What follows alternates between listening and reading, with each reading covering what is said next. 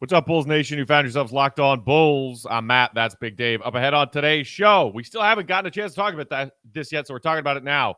All-star votes, all-star starters. DeMar is in, yay. Was Zach LaVine robbed? Trae Young? Plus, we'll take a look at this rematch we got on deck between the Bulls and the Orlando Magic. That's all next on a fresh Locked On Bulls. Let's go.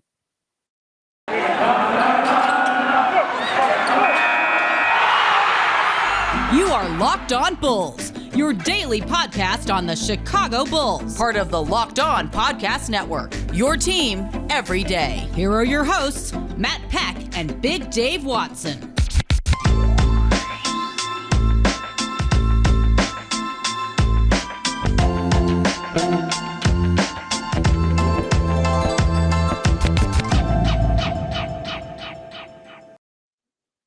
What's up, and welcome into Locked On Bulls, part of the Locked On Podcast Network, your team every day. I'm Matt Peck. You can follow me on Twitter at Bulls_Peck. That right there, my guy, Big Dave Watson. You can follow him at BAWL Sports. Bow. You can follow us at Locked On Bulls. Also, hit us up on that text and voicemail line, 331-979-1369. Big Dave, I think one of my favorite things that I've seen recently is that video that the Bulls put up of Zach LaVine on the team flight down to San Antonio, saying, "This is your captain speaking, Flight 8, Flight LaVine, making our way to San Antonio, Texas. Just want to get on the horn and congratulate our guy, DeMar DeRozan, for making his 5th All-Star appearance as a starter." And we will get into, in just a minute, the intricacies of Zach LaVine versus Trae Young for that other starter spot. But first and foremost, that's just the latest example of enjoying, as a Bulls fan, a team that clearly is vibing and has great chemistry, because Zach LaVine, in his own right, could have been upset that he felt he deserved that other starting spot next to DeMar, and still was like, no, this is DeMar's moment. We need to celebrate DeMar, because guess what? Zach LaVine still pretty happy that DeMar DeRozan is here helping him win Bulls games. That's a great observation that I didn't even put together, but you're absolutely right. Like, he wasn't upset. He was the first one to get up on that plane and say something. First of all, I like how he announced himself with his own nickname. First of all, I thought that was hilarious and awesome. And said 2 of them, Flight 8 and Flight LaVine. Let me give you 2 of these nicknames because we're on a plane, sir. Shout out Stacey King for tossing that to him too also. But it was just really cool to see a team really vibing, like you said, man, really liking each other. Like, he was excited to give him that news. Let him know he's an all-star starter in this year, in the year that, you're the bad fit. You're the worst free agent signing of the year. You're the guy who's not going to make it work. You're old. You're washed up. You can't do it anymore. Come out there and have an MVP-type season and then pretty much being the leading vote getter for the backcourt. Like, that's a big deal, man. That's a really, really, really big deal. And the fact that he got all those votes, and I mean, like, over 2 million more than the next person, who was Trae Young. That says a lot, man. It's been an awesome year for DeMar DeRozan, and so much fun to absolutely watch. Yeah, DeMar DeRozan, first place across the board, fan voting, media voting, and by the players, and rightfully so. I mean, he's having an amazing year, a career year, his first season in Chicago. We kind of saw in the initial returns of the fan vote that Zach LaVine was trailing behind Trae Young, and he was kind of, flirting back and forth with James Harden. Was he going to finish 3rd or 4th or 2nd? He ended up being behind Trae Young in the fan vote by a considerable margin. I want to say somewhere around 250,000 votes. Yeah. And we've talked before about how sometimes fan voting with NBA All-Stars is a little stupid. Like, Lakers fans had Alex Caruso in the top 10 for Western Conference guards a couple years ago. Yeah. And at the time, I was supposed to, like, really? Alex Caruso?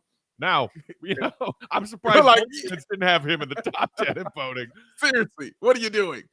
But I think if there's something to be said about Zach LaVine and how he is now being perceived by his peers in the NBA, yes, Trae Young won the fan vote. And Trae Young even had an edge over Zach LaVine in the media votes. But who had the edge when it came to the player vote? Because it was Zach LaVine who beat Trae Young by 30-something votes. So, good news. NBA players, are starting to respect the hell out of Zach LaVine's game. Yeah, and I find it interesting that once those votes started coming in, those whistles started happening from officials. I'm telling you, it is not a coincidence. Watch it, just watch it. Watch when those votes started happening and Zach LaVine started getting up in those stands. Go check and see the whistles, man. This is when I miss working at NBC Sports Chicago, because I promise you, this is a stat I will be asking for right now. Like, show me the stats of how many fouls and how many whistles have been called for Zach LaVine since he started getting those votes for an All-Star. And remember, when the first returns came in, Matt, he was pretty low. Trae Young was still where he was. DeMar was still where he was, but Zach had some work to do. And the fans voted and voted and voted and voted and got him up there, man. And it's great that, you know, he will be in the All-Star game. Of course, we wanted him to start. But what I like, Matt, the most is he's taking the respect. And that's what I like the most. Because like you said, the fans didn't give it to him, but the players gave it to him. The guys who go up against him every night.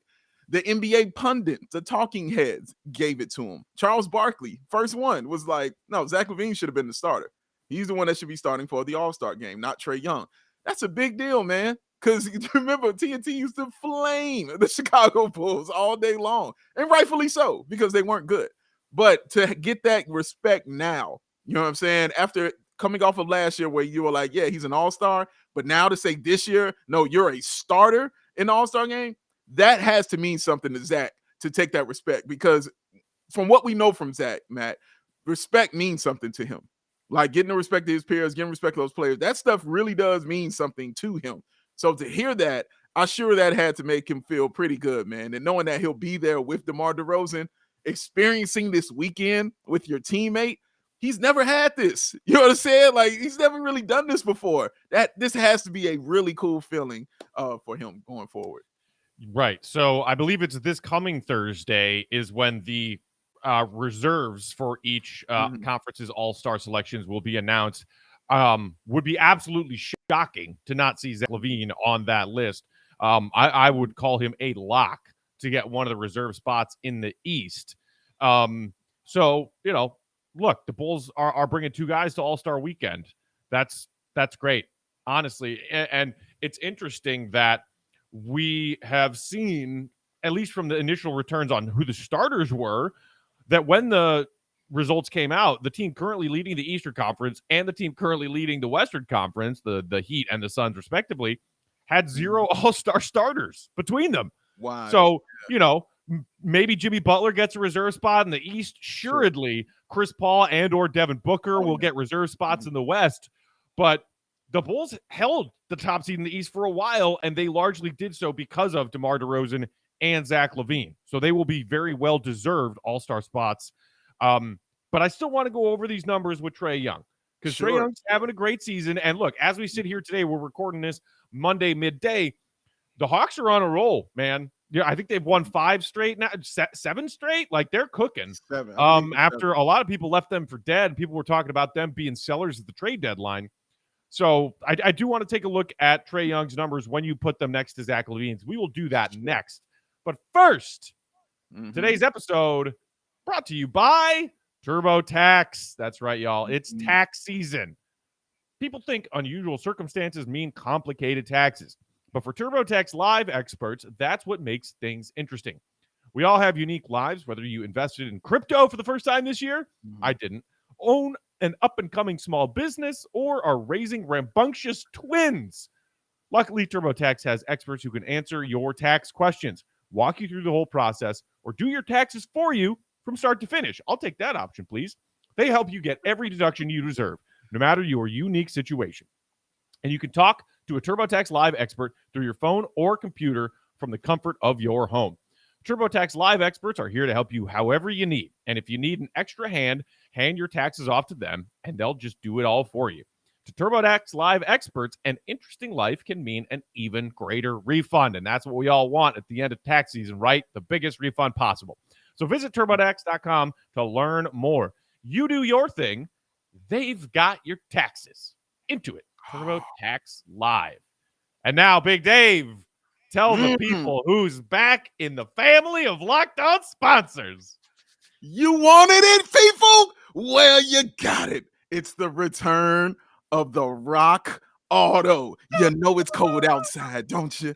Don't you know it's cold outside? All that snow that you got. I showed Matt my parking lot that I shoveled. He thinks I'm completely insane. It is cold out there with a lot of snow. You don't want to go out there. Trust me. But you still need some stuff for your car. You got to winterize your car. You got to make sure it's cool. Well, you hang with my people at Rock Auto. You can save you some time, save you some money. Why spend 30, 50, even 100% more for the same parts from a chain store or car dealership? Rock Auto's a family-owned business serving the do-it-yourselfers for over 20 years with reliably low prices for every single customer. Everything you can need, y'all. Brake parts, tail lamps, motor oil, even new carpet. Whatever you want, trust me, they got it. So go ahead to that website. Go ahead to rockauto.com. Use that easy website and find yourself the solution to all your auto part needs. But make sure you write locked on in that how did you hear about us section to let them know that Matt Peck and Big Dave sent you. Amazing selection. Reliably low prices. All the parts your car will ever need. Sing it with me out there, Bulls Nation. RockAuto.com. Oh, that felt good. Come on back, baby. Welcome home. I don't know how much I missed that until just now. Just didn't feel right. Something felt off. It was not Rock right. Auto. Yo, Back in the Rock day. Auto. Rock Auto was out 6 to 8 weeks. Oh, was it a wrist? Was it a knee? Was it a muffler? What was it?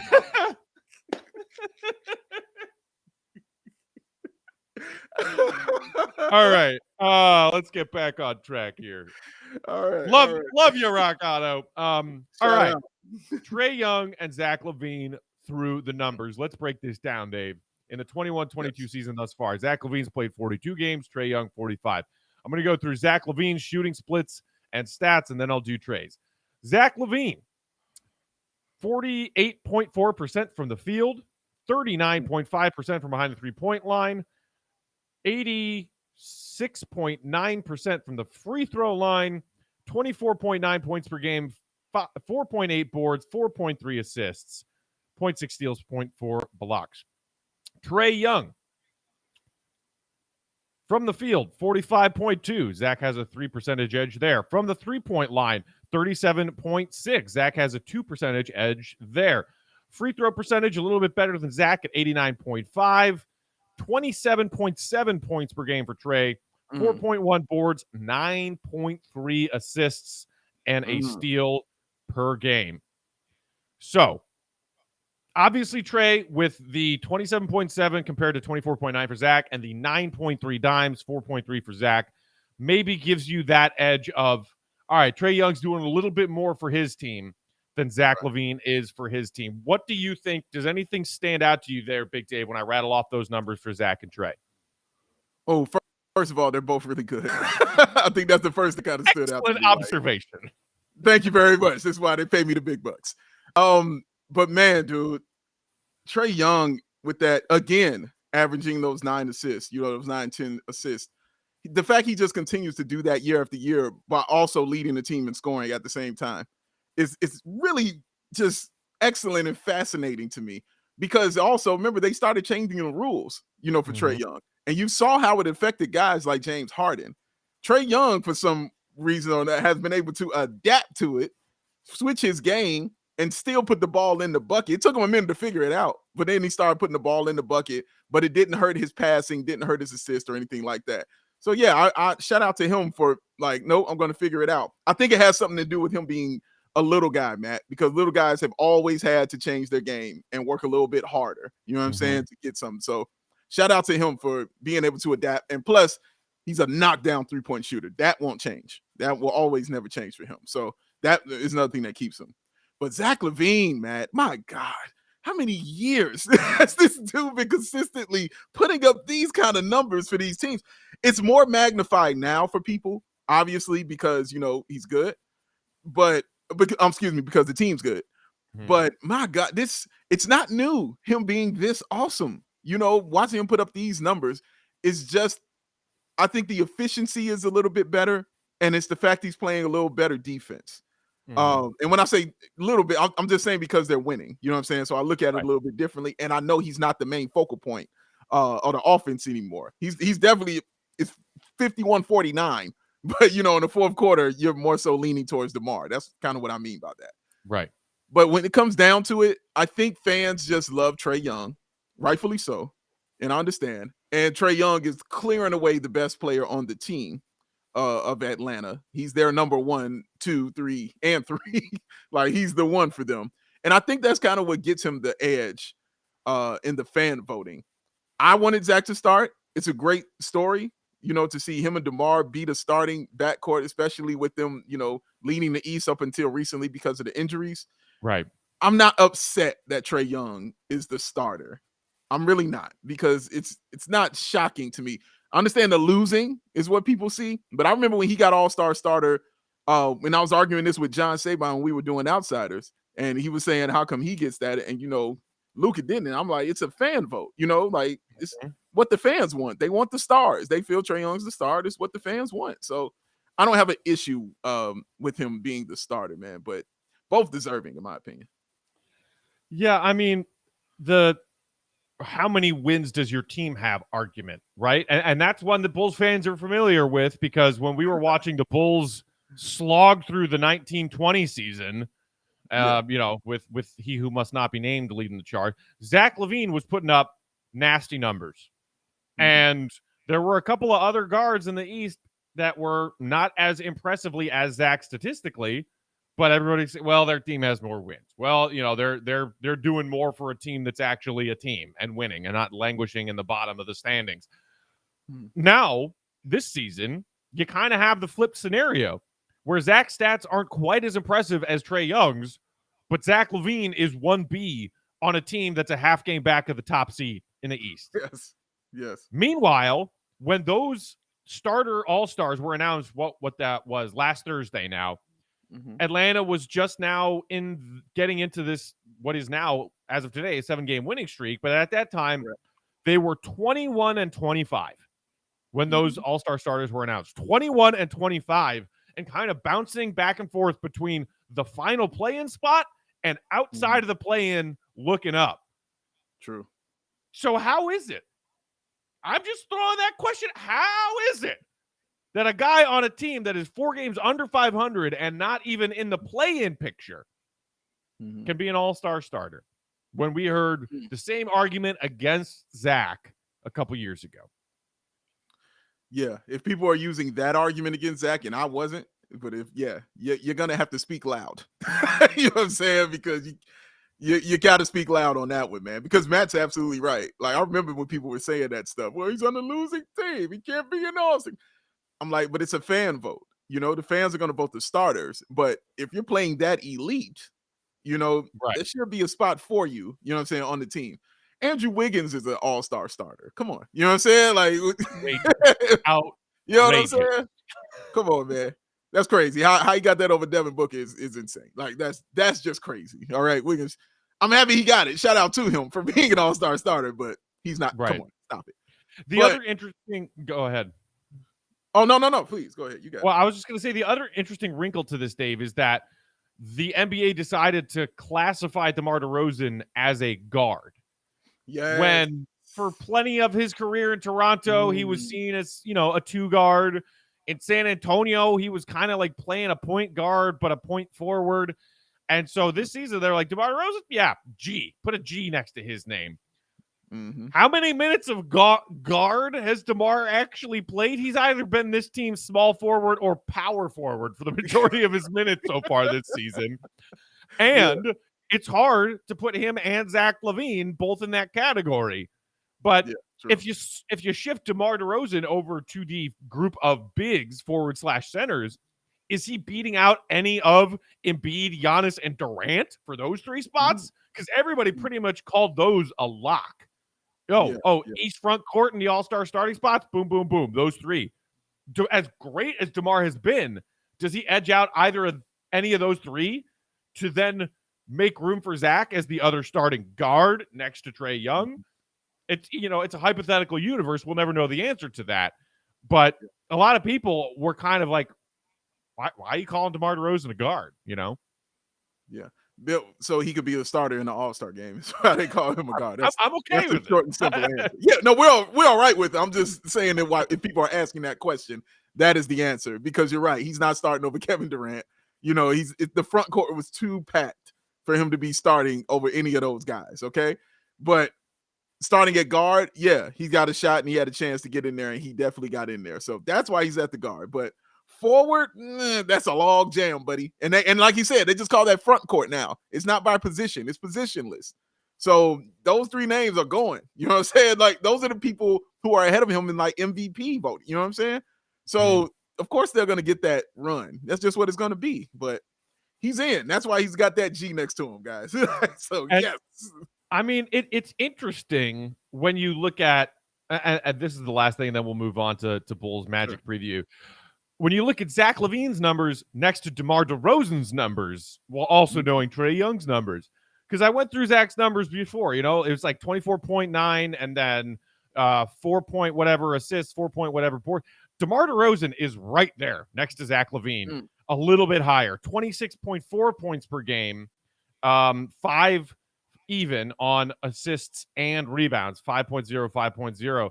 Shooting numbers, 50% from the floor, a little bit better than Zach there. Obviously, nowhere near Zach on three-pointers, although respect to DeMar, 34.6 from behind the three-point line so far this season, knock on wood, and pretty much the exact same free throw percentage.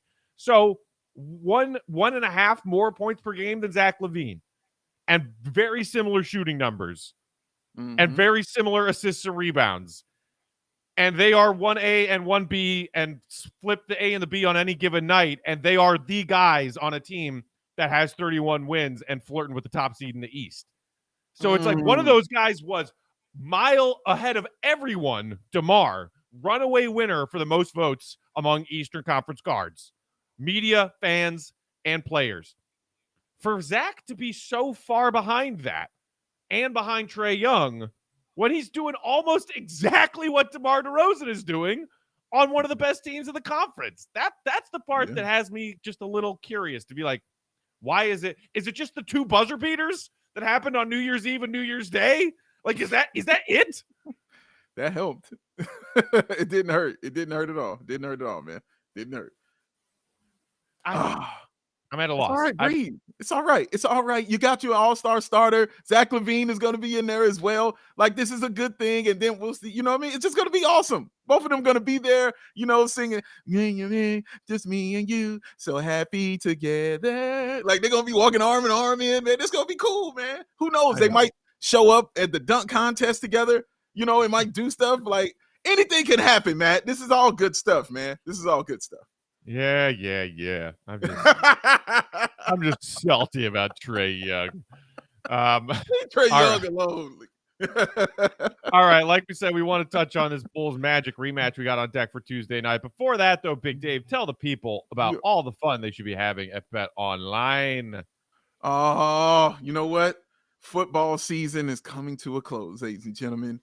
But don't be sad, because that means it's the biggest game of the year. The big one, y'all. Y'all know what it is. And Bet Online is your place to go to get all your betting down for the big game in 2022. And with this new year, with the new updated desktop and mobile website, you can sign up today, receive your 50% welcome bonus on your first deposit. Just use that promo code. It's called Locked On. Use that to go ahead and get yourself started. From scores, from total player performance props, to where the next coach's fire is going to land, Bet Online is your number one spot for all things NFL betting in 2022. But also, not just football, basketball, hockey, boxing, UFC. They got it all.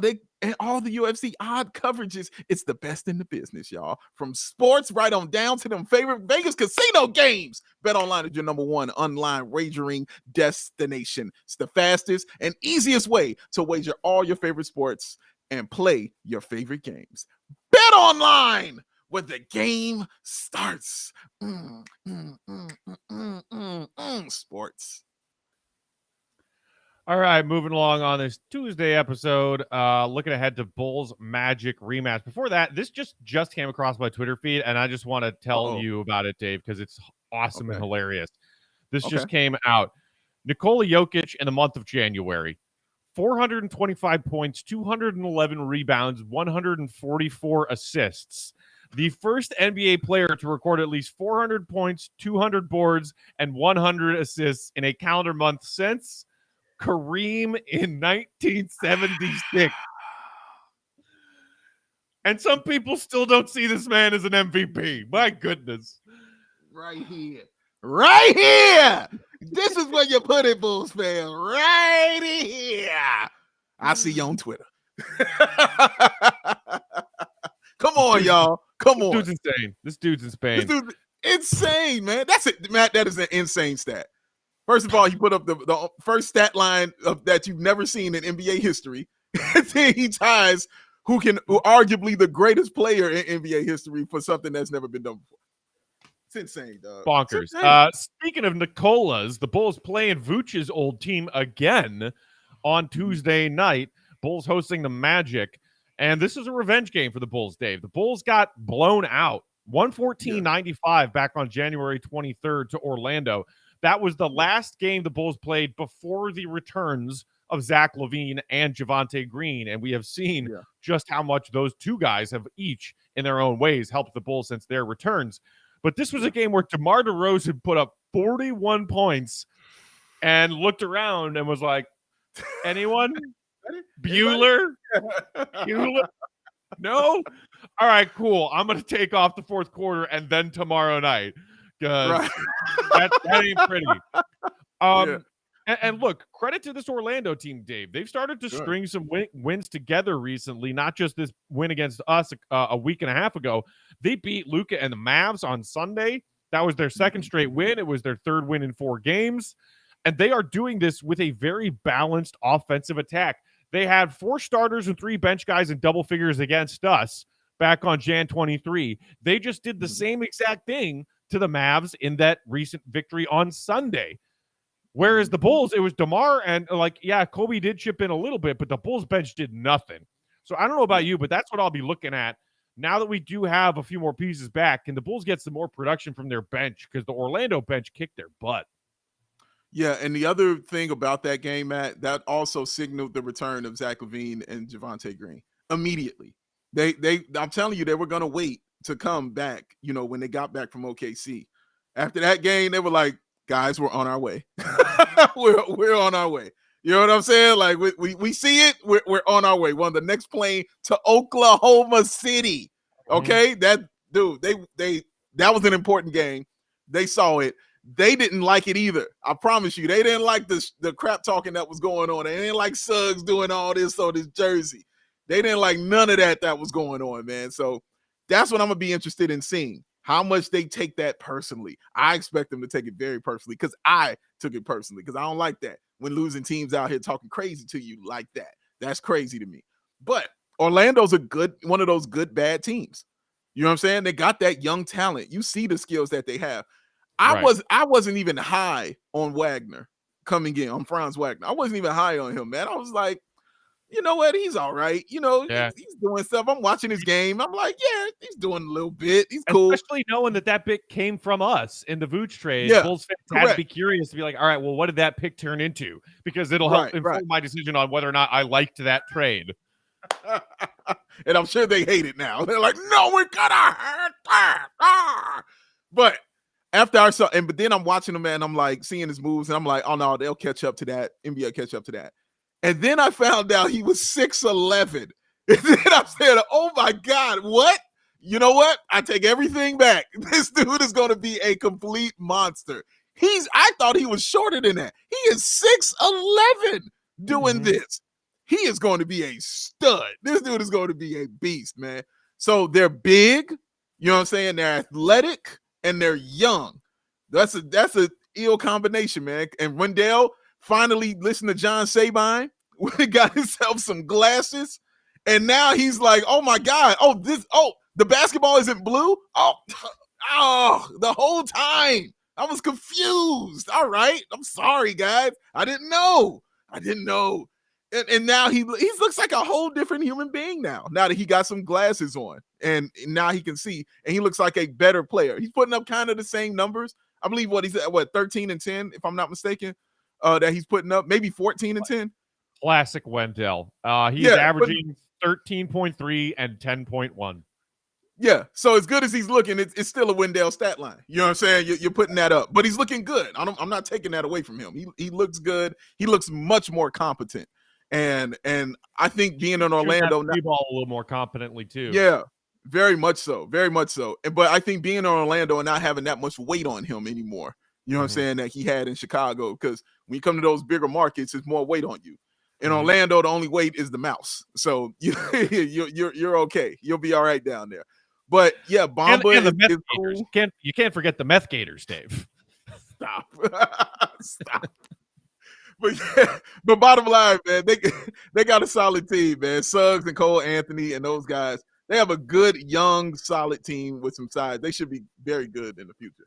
Yeah, the Wagner brothers combined for 41 in that game back on January 23rd, and 9 assists. They're both big guys who can not only score but distribute. And they picked the Bulls defense apart in that game. Did not help that the Bulls had one of their ice cold shooting nights, 5 of 21 from downtown for not even 24%.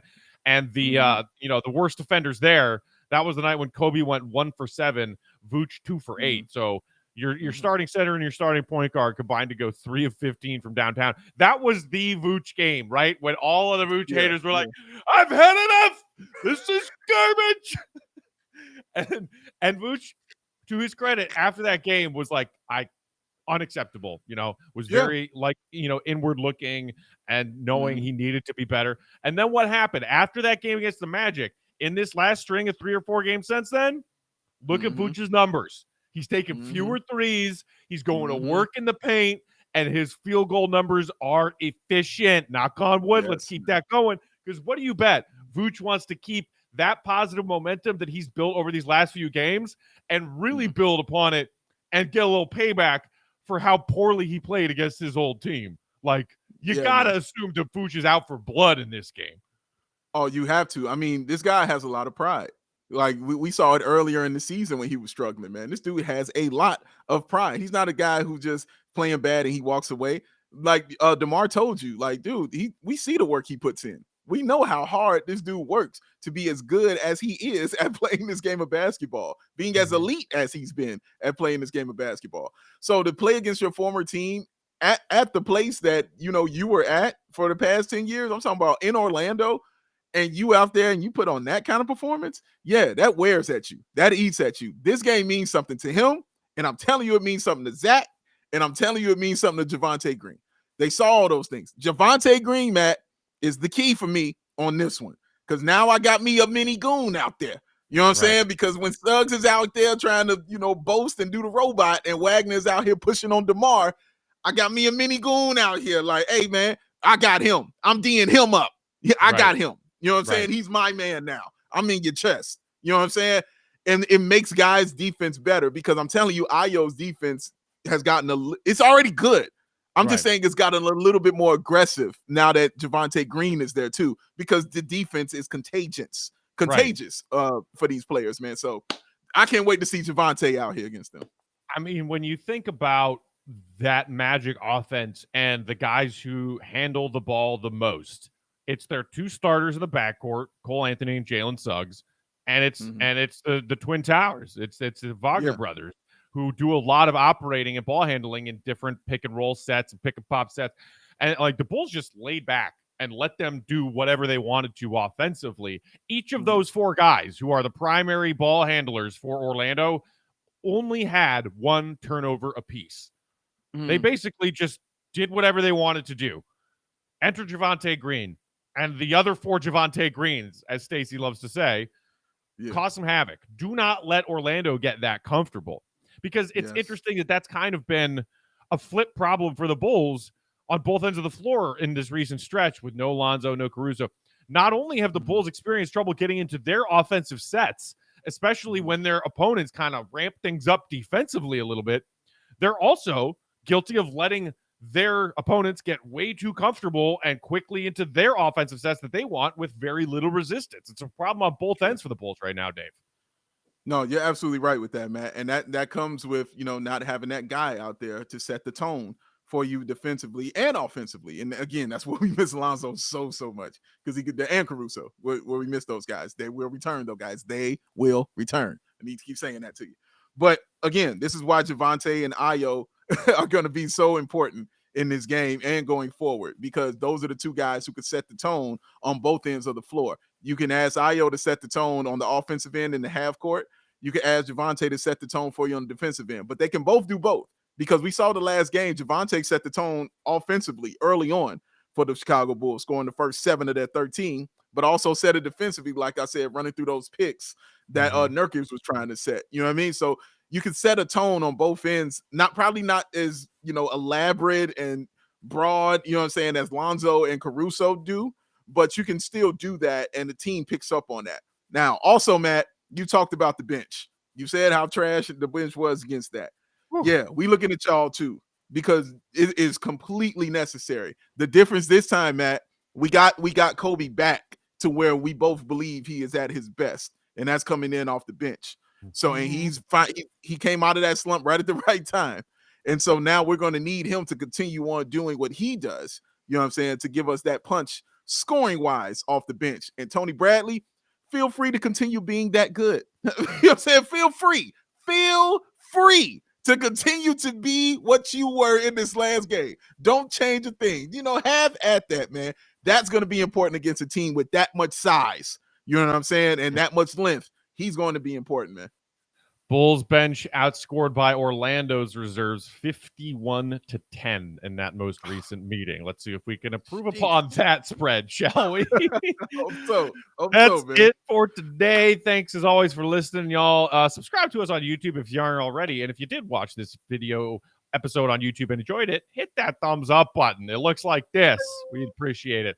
You can also always hit us up on Twitter, because we're there 24/7, 365. I am at Bulls_Peck. He is at BAWL, BAWL Sports. We are at Locked On Bulls. And that text to voicemail line, 331-979-1369. We'll be sure that we get to some mailbag stuff later on this week, because we were a little light on mailbag last week. And we'll be back for a Wednesday episode breaking down Bulls Magic Revenge. Go get him, Booch!